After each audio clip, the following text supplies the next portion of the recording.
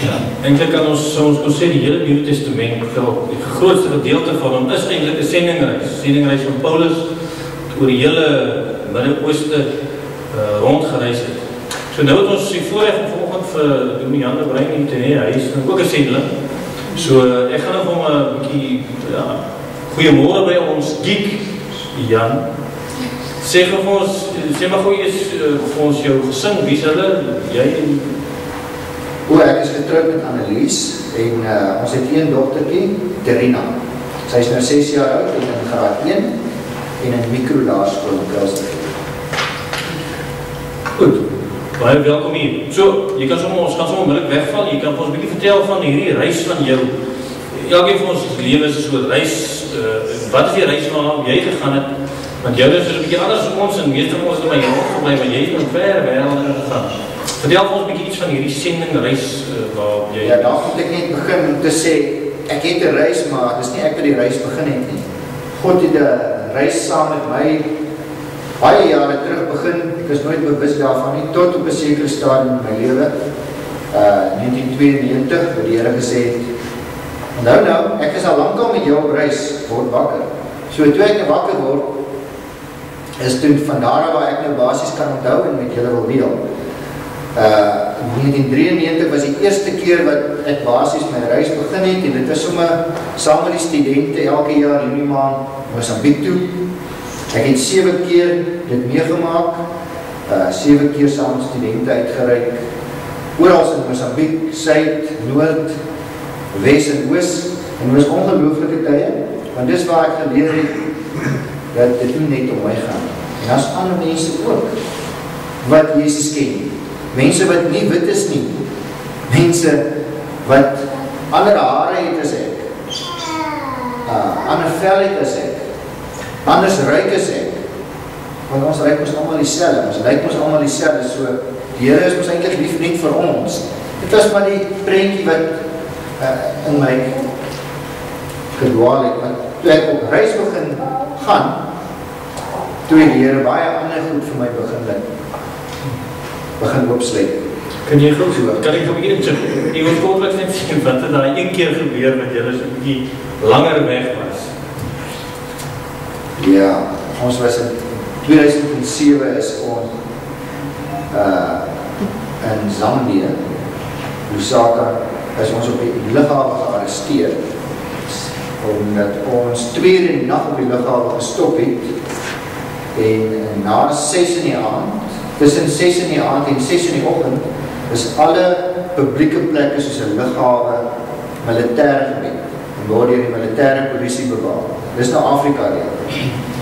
So ons het 2 uur die nag daar gestop, en die mense wat in diens was natuurlik nou, omdat daar nooit iets gebeur nie, dan gebruik jy nou maar jou voggies, en jy rook nou maar jou rookies, en so raak jy aan die slaap. Toe ons nou daar stop, toe skrik almal hulle uit hulle geloof uit, want hier stop 'n groot trok met 'n rooi seil, hier spring 'n vrou uit met sy hare so staan, hier spring 'n man uit met 'n halfgeskeurde baard, sy hare is in alle rigtings, dit is net, blyk so spook, wat toe skielik ontwaak het. So almal was in rep en roer, en die eerste gedagte wat by die militêre polisie van Zambië opkom is, ons word ingeval. Wat ons ook nie geweet het nie, 'n week tevore was daar, dit is 'n roemer in Afrikaans, 'n gerug, dat Suid-Afrika beplan om Zambië in te val. Daarvan het ons het nie 'n idee gehad nie. So in hulle koppe het ons Zambië ingeval en onmiddellik word ons gearresteer. Ons word daar in 'n hoek gesit en dopgehou. Ons is by Interpol ingeboek vir die hele naweek. Ja, het was 'n spannende 3 dae in die tronk. Maar dit was 'n geestelike ervaring wat baie moeilik is om te verduidelik. Dit vat nog 'n dag om dit alles te vertel en te deel hoe die Here net daar was, hoe hy my sekere goed laat sien nie sonder om dit fisies te sien, maar net jy weet, hier is iets wat gebeur waaroor jy geen beheer het. Want dit is en dis 'n hele ander vraag. Jy kan later van daaroor uitvra. Maar goed, dit klink vir my soos 'n reis, maar soms klink die reis nou 'n bietjie van 'n avontuur ook. Dis 'n lekker storie om te vertel daai tyd, maar ja, Paulus het ook in tronk gesit, so mense weet jy kan iets daarvan ervaar. En toe, na die Mozambiek, Na Mozambiek in 99, het ek geweet waartoe die Here wil reis met my nie, of waartoe ek moet reis nie, en toe kom die geleentheid om Sri Lanka toe te gaan. Waar is dit, Here? Ek weet nie. Moet ek eers op die kaart gaan kyk. Dus sien ek maar so'n klein eilandjie onder Indië. Ek het niks geweet nie. Al wat ek geweet het, hoe genade, ek moet nou Engels praat. Tot 99 het ek Engels gepraat. Maar ek het gesê, ja, saam met die Here is net avontuur, is ongelooflik, hier gaan ek. So einde 99 is ek Sri Lanka toe, opgestuig in Afrikaans en geland in Engels, met chilies, en een stink in my neus, mense wat ek nie ken nie, en daar met die Here, het ek saam met die Here gewees vir 9 jaar. Ek is in daai tyd met Annelies getrouwd, Terina is daar gebore. Ja, en Sri Lanka is nog steeds deel van my, om 9 jaar saam met mense te leef, wat absoluut nie lyk soos jy nie, hulle praat nie soos jy nie, hulle eet nie dieselfde kos as jy nie, hulle is totaal anders, hulle eet nie met mense verkeer, hulle eet met 'n lepel in hulle hand, wat onopgevoede mense, maar in elk geval, so het die Here my blootgestel aan verskillende dinge in die lewe, hoe om die evangelie te verkondig aan boeddhiste, hindoes en moslims, hoe praat ek met hulle? Is net ek reg? Is Jesus regtig die enigste Here? Wat sê jy? Is Jesus regtig die enigste Here? Hoe gaan jy dit vir die moslims sê? Hoe sê jy dit vir 'n boeddhis wat op grondvlak presies lyk soos 'n Christen? Presies alles doen wat Christene doen. Hulle glimlag, hulle gee broodjies, hulle maak sop, hulle bak op pannekoek, hulle hou partytjies op Kersfees met lekker orkeste en dromme tot 2 uur in die oggend. Hulle doen baie goed wat ons doen. Maar hoe sê jy vir hulle? Dit wat julle doen, het nie die ewige lewe nie. Hoe sê jy vir 'n Hindoe, hoor jy, Jesus is die enigste Here. Daar is net een God en nie 33 miljoen soos wat julle glo nie. Is om jou hande te eet sonde? Is dit reg of is dit verkeerd? Om op reis te wees vir die Here, maak jou los van dit wat jy geglo het, absoluut is. En dit wat ek hier geleer het, sê ek nie vandag is verkeerd nie. En die Here het my gewys, daar is ander mense, baie meer as wat ek kan dink, ander gebruike, wat ook reg is. Op die einde van die dag is daar een ding, wat ons almal aan mekaar bind. En dis Jesus Christus en die liefde van God. Ek kan met 'n boeddhis geweldig lekker sosialiseer. Ek kan met 'n hindoe lekker tennis speel. Ons kan lag, ons kan baie goed saam doen. Ons het langs boeddhiste gebly. Boop ons het hindoes gebly. En hier is ons. Niks het van ons verander nie. Maar die Here het my gehelp om 'n ryker mens te word, om begrip te ontwikkel vir al die mense wat hy in die wêreld gemaak het en geplaas het rondom ons. En ek het tot die besef gekom, maar die ding dat sendelinge net dominees kan wees en dat sendelinge net daar ver is absoluut nie waar nie. En ons sê, ons is almal sendelinge. En dis wat ek maar geleer het met die tyd. Elkeen van ons is 'n sendeling. Want rondom ons vandag is daar baie moslems, daar loop ook boeddhiste en hindoes hier rond, daar loop ook mense rond wat nie Jesus ken nie. Ja, so, sê goed. Jy was toe in Sri Lanka, maar wat gebeur toe daar? Van Sri Lanka af is in 2009, ek en Annelies na Sudan toe, totaal glad nie dit verwag nie, en die Here het ons 'n deur oopgemaak in 'n geslote moslimland, en dis waar ons nou vir 3 jaar gewerk het. Ek kon nie weer deel van 'n kerk word nie, en ek het 'n keuse uitgeoefen om by 'n organisasie te begin werk, want ek het 'n bietjie kennis van die bedryf, en so het ek betrokke geraak by 'n Christenorganisasie, en dit is 'n geweldige leerskool vir my, vanuit die kerk waar ek moes preek en praat, was ons nie toegelaat om te preek of te praat. Maar moes jy dit wat jou oortuiging, moes jy basies uitleef in terme van my verhouding met my Soedanese kollegas, wat moslems is, daar is nie Christene nie, moslems.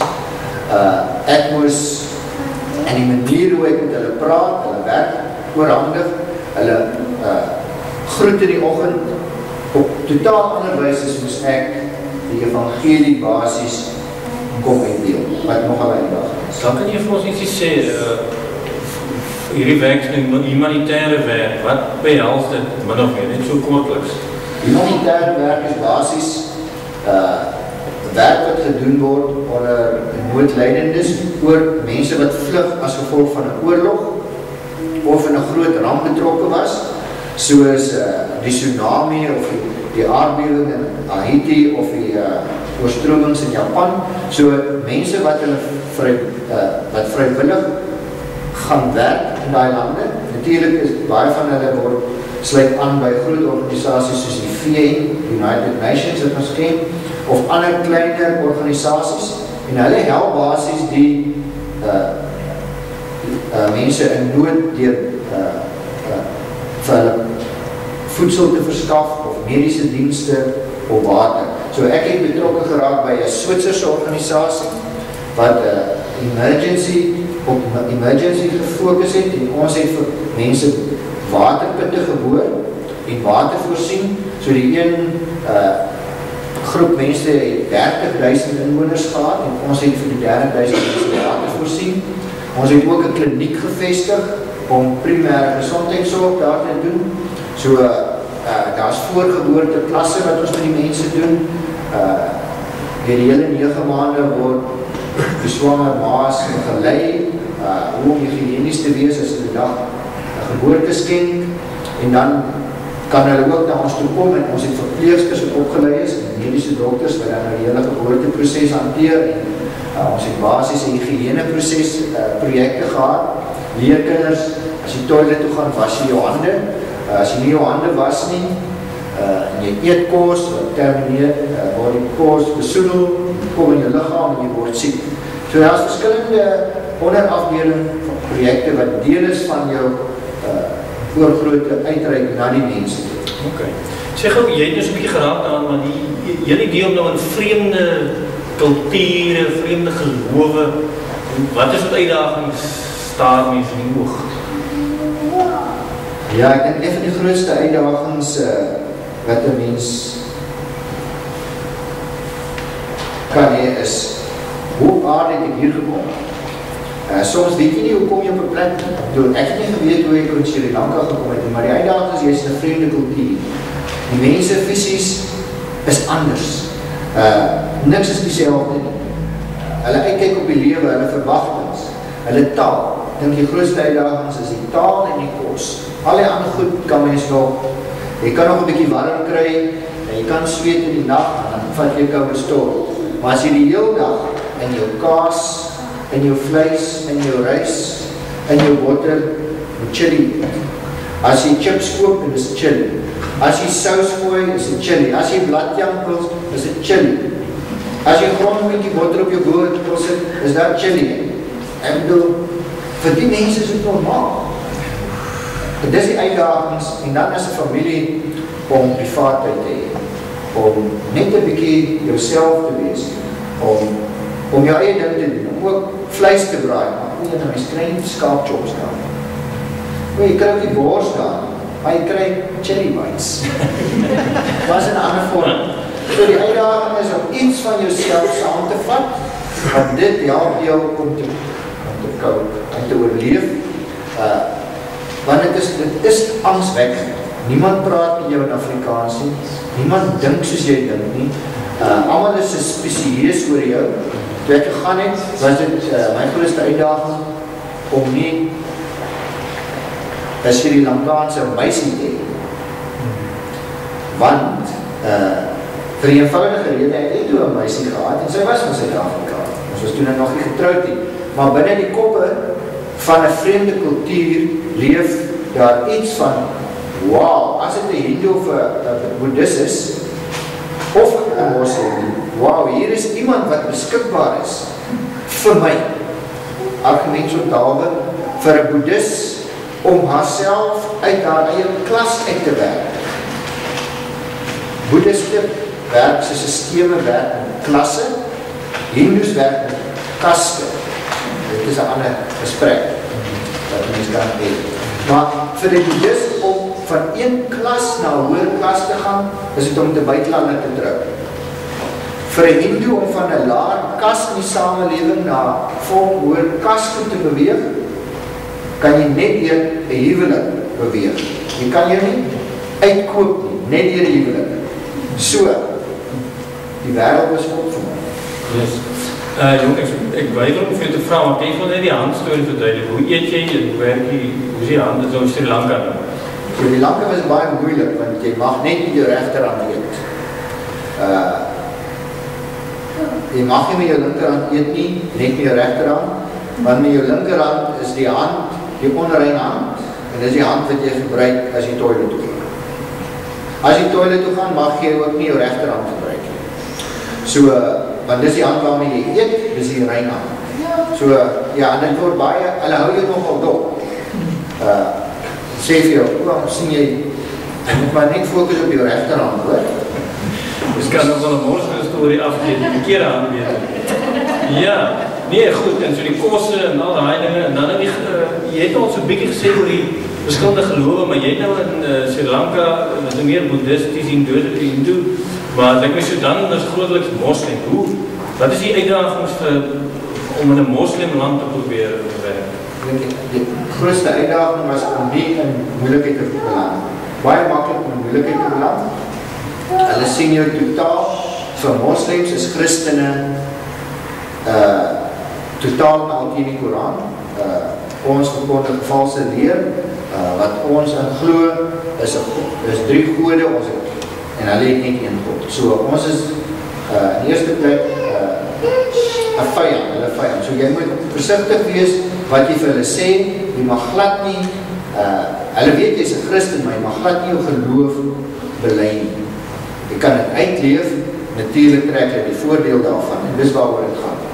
Wat die voordeel hulle uit my kan trek, kan ook, en die voordeel wat ek aan hulle bied, kan my moeilikheid wees. So jy moet baie diskreet wees, in wat jy doen, en ook wat jy sê.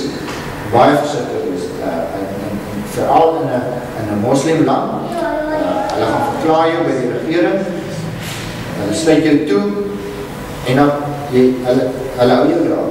Solank as wat jy by hulle is daar geen kans dat jy sal uitkom. Jy het nou by die skoor van die professor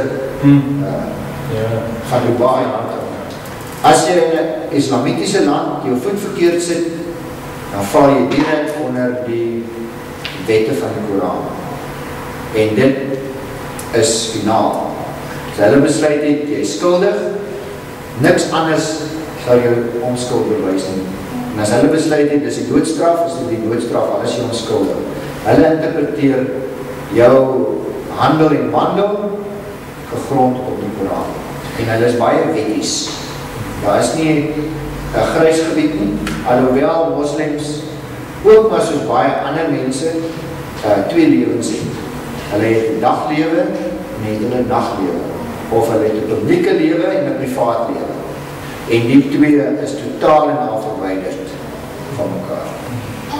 Sê gou vir ons so kortliks, jy het vir ons gesê, jy is met Annelies getroud en jy het 'n dogter Katerina. Wat is so druk is dan op sendeling, want jy gaan nou soontoe en die visums en die hier en daar. Hoe moeilik is dit vir so om as 'n gesin in die vreemde te werk? Ek dink as mense net 'n gesin is, 'n man en vrou, is dit baie makliker, want jy kan nog steeds 'n visum kry, maar ek dink wanneer jy kinders het, is dit bietjie moeiliker, want kinders moet skool toe gaan en jy kan nie die hele tyd by die huis bly nie. En om die regte skool en opvoeding te kry is nogal 'n uitdaging. Veral in Sudan is dit net moslimskole, staatskole. Hoe sit jy jou kind in 'n staatsskool in Sudan? Hulle praat nie Arabies, geen Engels nie. In Sri Lanka was dit makliker as gevolg van die geskiedenis en die koloniale invloede, was daar Engels sien hulle in Tamil skole, maar in Sudan uitsluitlik Arabies. So dit is 'n uitdaging. Hoe kan ek my familie saam met my neem? Baie organisasies maak dit veel moontlik. Daar's internasionale skole, maar dan moet jy bereid wees om $20,000 'n jaar te betaal en jy kan die skool toe. As jy 4 kinders het, is dit $80,000. So dit is 'n uitdaging, dit is die, maar visums is nie so groot probleem. Dus, sê gou, hoe sien jy jou werk, jy het nou basis meer sendingwerk as dominee eintlik in Sri Lanka kon doen, maar goed, in die moslimland was het nou nie veel moontlik om as dominee te wees, maar as humanitaire werker. Hoe sien jy dit inpas binne die Koninkryk van God en jou diens in sy Koninkryk? Vir my was dit 'n geweldige skuif, maar 'n positiewe skuif. En iets, omdat ek hou daarvan om met mense te werk en mense te help en soos projekte te doen. So die humanitaire omgewing het my gehelp om opgewonde te wees, omdat ek deel was van 'n span wat ingekoop het in 'n visie en 'n missie van die organisasie. Was baie duidelik, het geweet, dis wat jy wil bereik, en dan het jy sekere waardes gehad. Nou, die organisasie wat jy betrokke was, en waardes is allemaal Bybels gefundeer. So, en dit is ongelooflik. Jy is in 'n span, jy weet presies wat word van jou verwag, allemaal het dieselfde fokus, allemaal weet, dit is die uitkomste wat ons vandag moet hê, volgende week moet hê, allemaal het hulle deadlines, en ja, jy is die hele tyd gefokus, jy het die tyd om aan ander goed te doen. En dis ongelooflik stimulerend, om saam met mense te werk, eenmaal 'n week te hoor, wat het jy in finansies gedoen? Jong, ek moes hierdie deursigtigheid hanteer verlede week van een ou het dit probeer doen. En dan, as jy die waardes ken, en jy weet waaroor het gaan, dan sluit dit veel gesprekke oor met moslems of met ander godsdienstmense om te sê, maar luister hier, ons is allemaal hier op grond van ons geloof, maar ons het ook 'n verantwoordelikheid. Jou verantwoordelikheid kom uit die Koran uit, maar die Bybelse verantwoordelikheid beteken vir my dit. En dit is ongelooflik, die geleenthede wat jy het om die organisasie se waardes en visies wat Bybels gefundeer is, direk te kan uitleef. En dis iets wat ek nogal half in die kerk tot 'n sekere mate gemis het. Was 9 jaar deel van die kerk, en die hele tyd is daar 'n studie, wat is nou die visie, wat sal die missie wees, ons moet nou eers oor dit besin, en die proses raak so lang dat jy jou spoed verloor, maar die humanitair gee vir mens nogal die beweging waarvan ek hou, vir my dit werk, ek kan my geloof, terwyl ek werk, kan ek het uitleef, die geleentheid, die Here gee die geleenthede om die sekuriteitsman te praat oor kom en hoe laat is, en dan vertel jy van sy vrou, maar wat is van met jou vrou?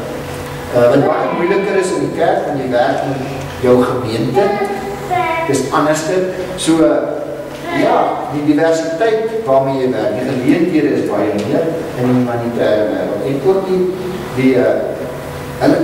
dit voel vir my, dis wat ek ervaar, daar is 'n beweging, en mens kom en jy het resultate, wat jy kan meetbare resultate, veral rondom die evangelis. Goed, ja, dit is natuurlijk een grootlikse aanklag over die kerk, want die kerk is nie eintlik so gefokus nie, want eintlik moet het vir ons baie duidelik wees, want ons weet toch in die woord, ons is gestuur na die wêreld toe, om hulle te bedien, nie net met die woord nie, maar ook keer vir hulle te help. So, miskien kan jy vir ons net so, ter afsluiting net so 'n paar tips gee, ons wat nou hier sit in Kraaifontein, ons is nog nie ver in die wêreld nie, hoe kan ons deel wees van hierdie koninkrykswerk, hoe kan ons deel wees van die sending van God aan die wêreld? Ek dink die eerste ding wat mens moet hoor is God met my op reis, of is ek met God op reis? Ek dink wanneer mens begin by dat ek is met God op reis, gaan die mens moeilik jou plek in die kerk vind, en is dit moeiliker om by ander groepe aan te sluit, maar as 'n mens, ek dink dit is belangrik om jou oor oop te maak, om te hoor, met watter reis is God met my besig. En dan, by die gemeente, God het ons met 'n doel geplaas waar ons is. Daar is 'n rede hoekom ek vanoggend hier is en julle al lang deel is van die Kraaifontein. Wat is die projekte wat die Here geïdentifiseer het al vroeër, waarby ek kan inskakel met my gawes en my talente? Ek dink, dit is een ding wat ek ontdek het al op die reis die afgelope 12 jaar is. Ek het sekere gawes van God ontdek en talente. En as ek daar fokus, dan sal die Here my in my tuisgemeente gebruik, waar dit kan uitleef tot sy eer. So daar is baie geleenthede en ek dink die sendingveld of die sendinggerig te wees, begin juis wie waar ek is. En nie noodwendig daar buiten nie, maar die, ja, dis nog die een, maar ek vind belangrijk om die Here te hoor. Hoe wil hy my hier gebruik? En die Here wil elkeen gebruik waar hy plaas. Dit is nog ongelukkig die realiteit. Al is dit net om pannekoek te bak. Ja. Kry. Jan, ek wil vir jou sê baie dankie dat jy ons besoek het. Baie dankie vir die klein visie wat jy vir ons gegee het oor die werk van die sendeling, ook die reis wat jy self in die Here gevoer het.